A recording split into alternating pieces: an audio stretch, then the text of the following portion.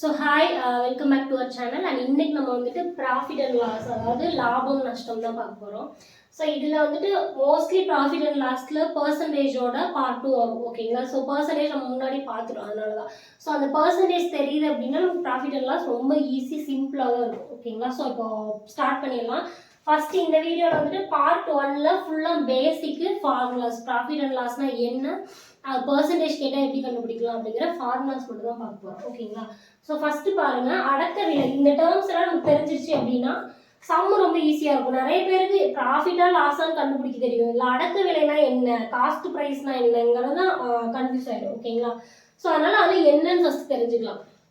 அடக்க விலை அப்படின்னா வந்துட்டு வாங்கிய விலை அப்படின்னு கொடுத்துருக்காங்க. ஓகேங்களா? ஸோ இப்போ வந்துட்டு ஒரு பென் இருக்குன்னு வச்சுக்கோங்க. நான் வந்துட்டு கடை வச்சிருக்கேன். அப்போ நான் அந்த பெண்ணை எத்தனை ரூபாய்க்கு வாங்குவேன் அப்படின்னா ஒரு 6 ரூபாய்க்கு வாங்குவேன். ஓகேங்களா? இந்த 6 ரூபாங்கிறது என்னது? அடக்க விலை. ஓகேங்களா? அதுதான் வந்துட்டு அடக்க விலை. நான் வாங்கின ரேட்டு. வாங்கிய விலைனா நம்ம கடைக்காரங்க கிட்ட இருந்து நம்ம வாங்குறோம் இல்லையா, கஸ்டமர்ஸ், அது கிடையாது. கடைக்காரங்க ஹோல்சேலில் வாங்கியிருப்பாங்க, அதுதான் வந்துட்டு அடக்க விலை. அது நல்லா ஞாபகம் வச்சுக்கணும். அதாவது ஒரு பொருளோட ஒரிஜினல் ப்ரைஸ் 6 ரூபா தான். நான் 6 ரூபா கொடுத்து அந்த பெண்ணை வாங்கியிருப்பேன். ஓகேங்களா? அதுதான் வந்துட்டு அடக்க விலை. ஒரு கடைக்காரங்க, ஒரு கடை ஓனர் அவ்வளோக்கு தான் வாங்கியிருப்பாங்க, அதுதான் அடக்க விலை. அதுதான் வாங்கிய விலையும் கூட. ஓகேங்களா? விட்ட விலை அப்படின்னா என்ன? இந்த பெண் 6 ரூபா அப்படின்னா நான் வந்துட்டு 10 ரூபாய்க்கு விற்பேன். எப்பவுமே நம்ம ஹோல்சேலாக வாங்குறப்ப கம்மியாக இருக்கும், அந்த பிரித்து கம்மியாக அதிகமாக விற்போம் இல்லையா? ஸோ 10 ரூபாய்க்கு விற்பேன். இந்த 10 ரூபா அப்படிங்கிறத என்னது? விற்ற விலை, செல்லிங் ப்ரைஸ். ஓகேங்களா? இது என்னது? Cost price. 6 ரூபாங்கிறது காஸ்ட் ப்ரைஸ், 10 ரூபாங்கிறது செல்லிங் ப்ரைஸ். ஓகேங்களா? ஸோ இப்போ அடுத்து பாருங்க, லாபம். லாபம் அப்படின்னா என்னன்னா லாபம், ப்ராஃபிட் ஆர் கெயின் அப்படின்னு சொல்லுவாங்க. ஓகேங்களா? லாபம் அப்படின்னா என்னன்னா விற்ற விலை மைனஸ் அடக்க விலை. ஓகேங்களா? விற்ற விலை அப்படிங்கிறது இங்க என்ன, இந்த ஃபார்முலாலாம் நோட் பண்ணி வச்சுக்கோங்க ஃப்ரண்ட் பேஜ்ல. விற்ற விலை அப்படின்னா என்ன? ஒரு கடைக்காரங்க விற்ற விலை. கடைக்காரங்க விற்ற விலை தான் வந்துட்டு என்னது? விற்ற விலை. ஸோ இங்க விற்ற விலை எவ்வளோ? 10 ரூபா. ஓகேங்களா? நம்ம எக்ஸாம்பிளுக்காக நான் சொல்றேன். ஸோ விற்ற விலை எவ்வளோ? நான் 10 ரூபாய்க்கு வித்திருக்கேன் மைனஸ் அடக்க விலை. அடக்க விலைன்னா என்ன? நான் வாங்கின விலை. அடக்க விலை அல்லது வாங்கிய விலை. ஓகேங்களா? நான் வாங்கின ரேட் எவ்வளோ? 6 ரூபாய். ஓகேங்களா? நான் வாங்கின ரேட்டு 6 ரூபாய்.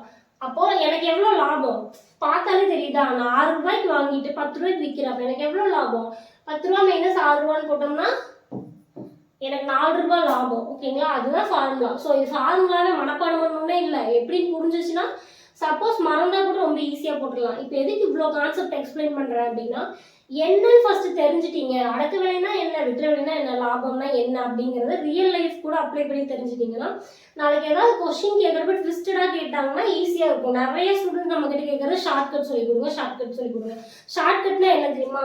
இது மனப்பாடம் பண்ணுங்க. லாபம், விற்ற விலை மைனஸ் அடக்க விலை மனப்பாடம் பண்ணுங்க. கொஸ்டின் அடக்க விலை இதெல்லாம் சப்ஸ்டியூட் பண்ணி போடுங்க. அப்படின்னா அது ஷார்ட்கட்டு. அது ஏன் வந்துச்சுன்னு சொன்னால் அது வந்துட்டு உங்களுக்கு கொஞ்சம் ரொம்ப என்ன சொல்கிறது, கஷ்டப்பட்டு படிக்கிற மாதிரி இருக்குது. ஸ்டார்டிங்கில் அந்த கான்செப்ட் கஷ்டமாக இருக்கும்.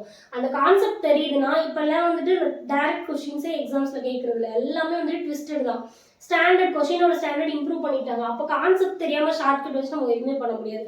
ஸோ நம்ம கிளாஸஸில் ஷார்ட்கட் இருக்காது, கான்செப்டை ரொம்ப கிளியராக எக்ஸ்பிளைன் பண்ணிடுவேன். ஓகேங்களா? ஸோ இப்போது அப்போ நான் 10 ரூபாய்க்கு விற்கிறேன், 6 ரூபாய்க்கு ஒரு பொருள் வாங்கி 10 ரூபாய்க்கு விற்கிறேன் அப்படின்னா நமக்கு எத்தனை ரூபாய் லாபம்? 4 ரூபா லாபம். ஓகேங்களா? ஸோ இதுதான் வந்துட்டு ஃபார்முலா. நோட் பண்ணி வச்சுக்கோங்க. ஃபார்முலா புரிஞ்சு இல்லையா? ஒரு கடைக்காரங்களோட பாயிண்ட் ஆஃப் வியூல யோசிச்சு பாருங்க. நான் 6 ரூபாய்க்கு ஒரு பென் வாங்குறேன், நான் விற்றது எவ்வளோ, எத்தனை ரூபாய்க்கு அப்படின்னா 10 ரூபாய்க்கு. அப்போ என்ன பண்ணணும்? 10 ரூபா மைனஸ் 6 ரூபான்னு போட்டோம்னா 4 ரூபா. விற்ற விலை மைனஸ் நான் ஒருத்தங்கிட்ட இருந்து வாங்கியிருப்பேன்ல அந்த அடக்க விலை, அதை போட்டோம்னா நம்மளுக்கு லாபம் கிடைச்சிடும். ஓகேங்களா? சிம்பிளா பார்த்தாலும் நமக்கு புரியும். அதே தான் இங்கே ப்ராஃபிட் கெயின் அப்படின்னா selling price minus cost price. அதாவது அந்த பொருளோட ஒரிஜினல் காஸ்ட், அந்த பெண்ணோட ஒரிஜினல் காஸ்ட் 6 ரூபாய், செல்லிங் ப்ரைஸ் நான் சேல் பண்ண ப்ரைஸ் 10 ரூபாய், மைனஸ் பண்ணோம்னா 4 ரூபாய் ப்ராஃபிட். ஓகேங்களா? அடுத்தது நஷ்டம். சில நேரம் வந்துட்டு நஷ்டம், வியாபாரம் நஷ்டத்துல போகுது அப்படிம்பாங்க. எப்படி? நான் வந்துட்டு அதே பெண்ணு, இங்க அதே ஸ்டோரி அப்படியே உள்டாவா, அதே பெண்ணு தான் நான் வந்துட்டு 6 ரூபாய்க்கு வாங்குறேன், ஆனா அந்த பெண்ணு யாருமே வாங்க மாட்டேங்கிறாங்க. ஓகேங்களா?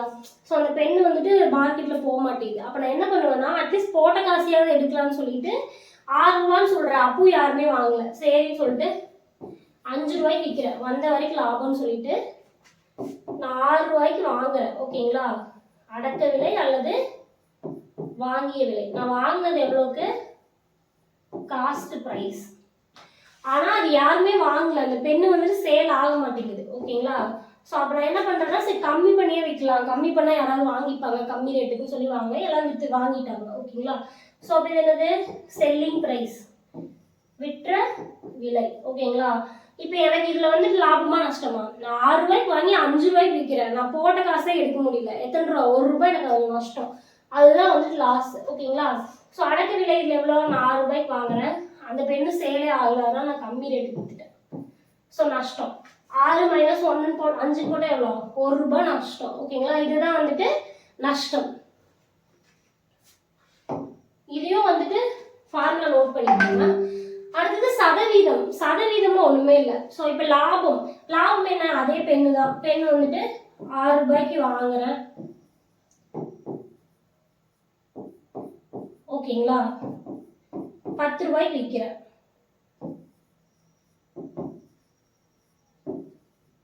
இப்போ எனக்கு எத்தனை ரூபா லாபம்? 4 ரூபா லாபம் அப்படின்னு சொல்லலாம். எத்தனை பெர்சன்டேஜ் லாபம் அப்படின்னு கேட்டால் நம்ம எப்படி சொல்லுவோம்? என்ன பண்ணணும் அப்படின்னா, நான் வாங்கினது எத்தனை ரூபா? 6 ரூபாய்க்கு. ஓகேங்களா, ஸோ 6 ரூபால 4 ரூபா எனக்கு லாபம். நான் வாங்கினது 6 ரூபாய், அதுக்கு எனக்கு 4 ரூபாய். நான் 6 ரூபாய்க்கு வாங்கியிருக்கேன், எனக்கு 4 ரூபாய் லாபம். ஓகேங்களா, பெர்சன்டேஜ் கேட்டாலே நம்ம என்ன பண்ணணும்? இன்டூ 100. ஓகேங்களா, இதை கேன்சல் பண்ணோம்னா நமக்கு பெர்சன்டேஜ் கிடைச்சிடும். ஓகேங்களா, இதே தான் இங்கேயும் போட்டிருக்காங்க. என்ன அப்படின்னா, அடக்க விலை. அடக்க விலைன்னா நான் வாங்கின ரேட்டுக்கு எனக்கு எத்தனை ரூபாய் லாபமோ அது இன்டூ 100 போட்டால் பெர்சன்டேஜ், லாப சதவீதம். லாபம்னு கேட்டால் மைனஸ் பண்ண முடிஞ்சு. நான் வாங்கின ரேட்டில் அந்த லாபம் எவ்வளவோ அதை 100 கூட மல்டிபிள் பண்ணால் பெர்சன்டேஜ். ஓகேங்களா, ஸோ பெர்சன்டேஜ்னால என்ன சொல்லியிருக்கேன்? இன்டூ 100. ஸோ இதே தான் இங்கேயும் profit equal to cost price. அந்த பொருளோட ஒரிஜினல் ப்ரைஸுக்கு எனக்கு எத்தனை ரூபாய் லாபம்? நான் 6 ரூபாய்க்கு வாங்கியிருக்கேன், எனக்கு 4 ரூபாய் லாபம். ஸோ இன்டூ 100 போட்டால் ப்ராஃபிட் பர்சன்டேஜ். ஓகேங்களா, அதே தான் லாஸ் பர்சன்டேஜ். லாஸ் பர்சன்டேஜ்க்கு என்னன்னா, நான் எத்தனை ரூபாய்க்கு வாங்கியிருக்கணும்? நான் 6 ரூபாய்க்கு வாங்கியிருக்கேன், ஆனால் நான் 5 ரூபாய்க்கு வித்துட்டேன். ஓகேங்களா, இன்டூ 100. சரி, நான் 6 ரூபாய்க்கு வாங்கி 5 ரூபாய்க்கு வித்துட்டேன். அப்போ எனக்கு எத்தனை ரூபா நஷ்டம்? 1 ரூபாய் நஷ்டம். ஓகேங்களா, நான் வாங்கின ரேட்ல எனக்கு 1 ரூபாய் நஷ்டம். அப்போ அது எவ்வளோ பெர்சன்டேஜ் அப்படின்னு கேட்டாங்கன்னா இன்டூ 100. ஓகேங்களா, so original price, cost price, அந்த பொருளோட உண்மையான விலை தான் எனது அடக்க விலை.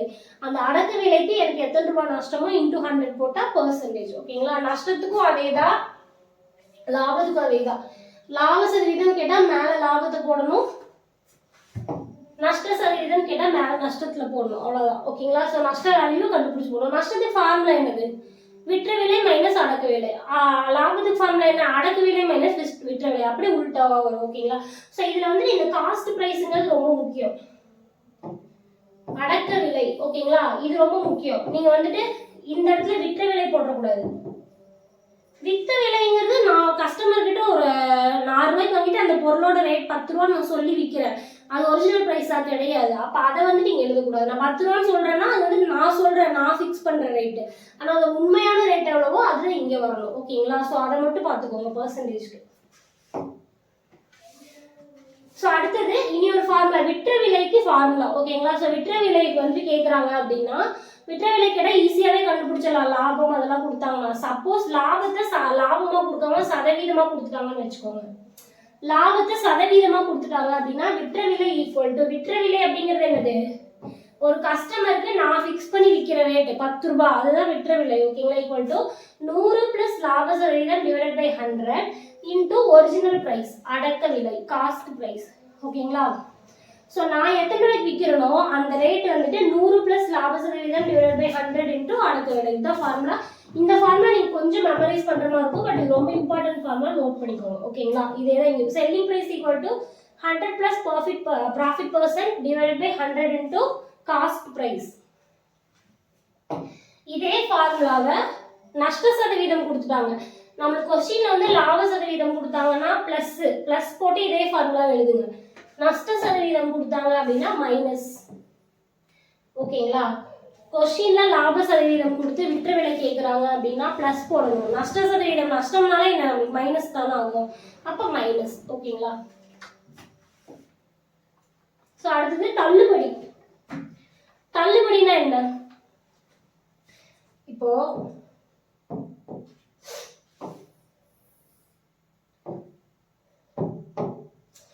அதேதான். இப்போ நான் வந்துட்டு பெண்ணை 6 ரூபாய்க்கு வாங்குறேன். ஓகேங்களா. 10 ரூபா அப்படின்னு சொல்லி அந்த பெண்ணு மேல இருக்கிற ஸ்டிக்கர், பெண்ணில் ஸ்டிக்கர் ஒட்டுவாங்க இல்லையா, ஒரு ரேட் ஸ்டிக்கர் ஒட்டுவாங்க. அது வந்து நான் 10 ரூபான்னு சொல்லி ஸ்டிக்கர் போட்டுட்டேன். ஓகேங்களா.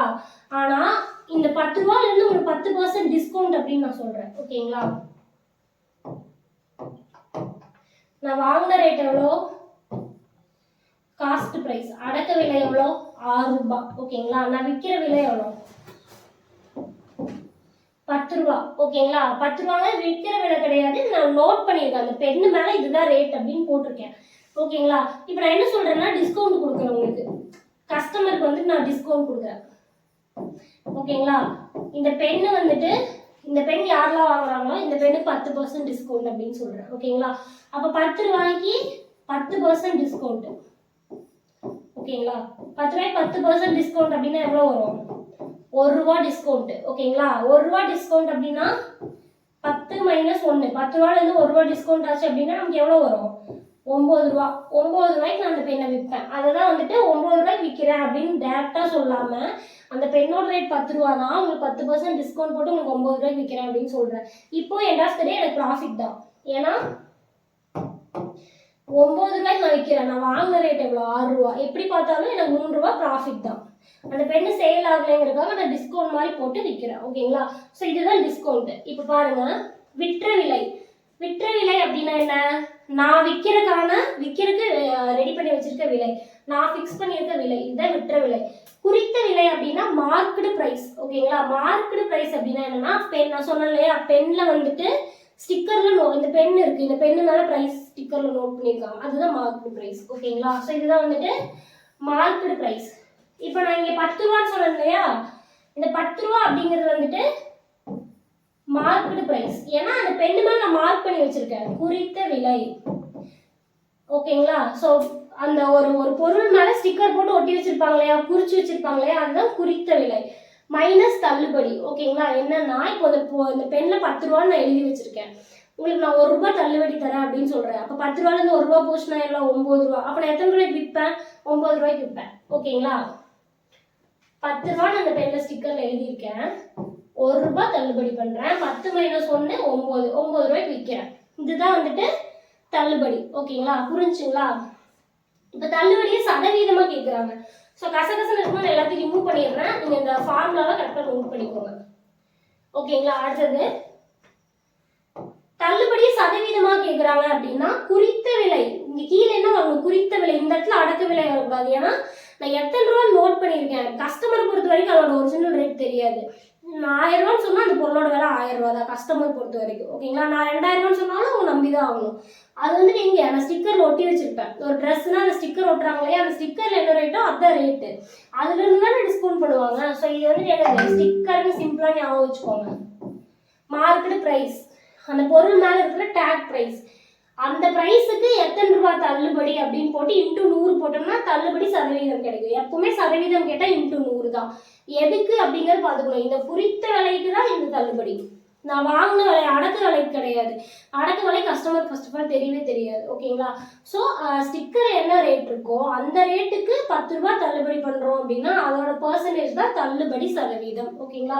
Discount equal to discount divided by market price into 100. So concept கரெக்டாக புரிஞ்சுக்கிட்டீங்கன்னா ஈஸியாக ஃபார்முலா மறந்தாலும் போட்டுக்கலாம், ட்விஸ்டடாக கேட்டாலும் போட்டுக்கலாம். ஓகேங்களா. ஸோ இப்போ இதை பாருங்க, மொத்த அடக்க விலை ஈக்குவல் டு அடக்க விலை பிளஸ் இதர செலவுகள். இது என்ன கான்செப்ட் அப்படின்னா அதே ஸ்டோரி அப்படியே வச்சுக்கோங்க. பெண்ணுங்க 6 ரூபாய், அந்த பெண்ணோட ஒரிஜினல் பிரைஸ் வந்துட்டு 6 ரூபாய். ஓகேங்களா. இப்போ நான் அந்த பெண்ணை வந்துட்டு ஒரு 1000 பெண்ணு வாங்குறேன். ஓகேங்களா. அப்ப அந்த 1000 பெண்ணை நான் அப்படியே எடுத்துட்டு வர முடியுமா, நான் கையில தூக்கிட்டு வர முடியுமா, அதுக்கு நான் ஒரு வண்டி எடுக்கிறேன். ஓகேங்களா. ஒரு வெஹிக்கிள் எடுக்கிறேன். ஓகேங்களா. அதுக்கு ஒரு நான் அமௌண்ட் பே பண்ணணும். அப்புறம் அந்த பெண்ணை வந்துட்டு அந்த பெண்ணில் மார்க்கு ஸ்டிக்கர் ப்ரைஸ் போடுவோம் இல்லையா அது, அப்புறம் இந்த பெண்ணை டப்பாவில் வைக்கிறது, அந்த மாதிரி அந்த பெண்ணுக்கு நான் சில செலவு பண்ணுவேன் ஓகேங்களா. அந்த பெண்ணை க்ளீன் பண்ணி வைக்கிறது, அந்த மாதிரி இதுக்கெல்லாம் சேர்த்து ஒரு பெண்ணுக்கு நான் 2 ரூபா செலவு பண்ணுறேன்னு வச்சுக்கலாம் ஓகேங்களா. ஸோ அப்போது அந்த பொருளோட ஒரிஜினல் ரேட்டு 6 ரூபாய். நான் அந்த பெண்ணோட மெயின்டைன் பண்ணுறதுக்கு, அந்த பெண்ணை வந்து பத்திரமா கொண்டு வர்றதுக்கு, இல்லை நான் கொண்டு வரப்போ 2 பெண்ணை எனக்கு உடஞ்சிச்சு அதெல்லாம் எனக்கு லாஸ் தானே, அது எல்லாத்தையும் மெயின்டைன் பண்ணுறதுக்கு நான் அந்த பெண்ணுக்கு 2 ரூபா செலவு பண்ணுறேன். ஒரு பெண்ணுக்கு 2 ரூபா நான் செலவு பண்ணுறேன்னு வச்சுக்கலாம். அப்போ இந்த பெண்ணோட மொத்த அடக்க விலை எவ்வளோ? ஒரிஜினல் ப்ரைஸ் 6 ரூபா, நான் அதை கொண்டு வர்றதுக்கான செலவு இருக்கும் இல்லையா, இதர செலவு, அது 2 ரூபா. அப்போ மொத்த அடக்க விலை எவ்வளோ? 8 ரூபா ஓகேங்களா. ஸோ ஒரிஜினல் ப்ரைஸ் 6 ரூபா, அந்த பெண்ணை நான் கொண்டு வரவோ மெயின்டைன் பண்ணவோ நான் 2 ரூபா செலவு பண்ணுறேன் அப்படின்னா மொத்த அடக்க விலை எவ்வளோ? 8 ரூபா ஓகேங்களா. ஸோ இந்த ஃபார்முலாவும் ஞாபகம் வச்சுக்கோங்க. இது ஜஸ்ட் கான்செப்ட் தான். இந்த கான்செப்ட் தெரிஞ்சாலே இந்த ஃபார்முலா ஞாபகம் இருக்கும். ஸோ இதுதான் பேசிக் கான்செப்ட். ஸோ இந்த கான்செப்டை ஃபர்ஸ்ட் நோட் பண்ணி வச்சுக்கோங்க. அடுத்தடுத்து நம்ம ஒரு சம்ஸாக பார்க்கலாம். ஸோ இந்த கான்செப்ட் புரிஞ்சிச்சுனாலே நம்ம அடுத்தடுத்த சம் பார்க்கறதுக்கு ஈஸியாக இருக்கும். ஸோ நம்ம அடுத்த வீடியோ மீட் பண்ணலாம். until then bye.